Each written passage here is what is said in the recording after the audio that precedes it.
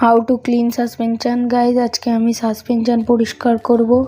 প্রথমে যে সাসপেনশনে ধুলোটা লেগে থাকবে ওটা প্রথমে মুছে নেবে, ভালো করে মুছবে যাতে পরিষ্কার হয়। তারপরে ভেতরে যা নোংরা থাকবে সেটাও মুছবে। তারপরে পরের পাশে সেমভাবে পরিষ্কার করে নেবে, যেন একটু নোংরা না থাকে, একদম ভালোভাবে পরিষ্কার করবে।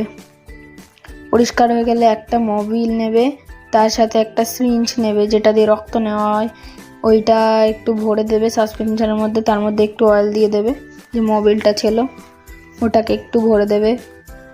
ভরার পর ওটাকে ওর ভিতরে আস্তে আস্তে ইনজিওর করবে। তো গাইস আস্তে আস্তে ভরে তারপর সাসপেনশনটাকে একটু খেলাবে, যাতে ওর ভিতর থেকে দেখো সব নোংরা বেরিয়ে আসছে। তো গাইস ভালো করে করার পর তারপরে ওটাকে মুছে নেবে, আবার ভালো করে পরিষ্কার করে মুছবে, তাহলে দেখবে স্মুথ হবে আস্তে আস্তে। তারপরে গাইস আবার সেমভাবে দুপাশ মোছার পরে আবার ওর মধ্যে আর একটু তেল দিয়ে সেমভাবে তেল দিয়ে ভালো করে তেল দেবে, যাতে চারিদিক তেল থাকে। ভালোভাবে তেল গেলে নোংরাটাও বেরিয়ে আসবে। তো গাইস দুদিকেই তেল দিয়ে আবার সকেটটাকে খেলাবে। দেখুন গাইস ফর্ক থেকে কত নোংরা বেরোচ্ছে। তারপর গাইস আবার ভালো করে মুছে নেবে নোংরাটা বের করার পর।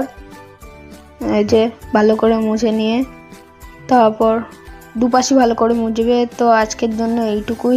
টাটা গাইস, আবার দেখা হচ্ছে অন্য একটি ভিডিও নিয়ে। Bye bye.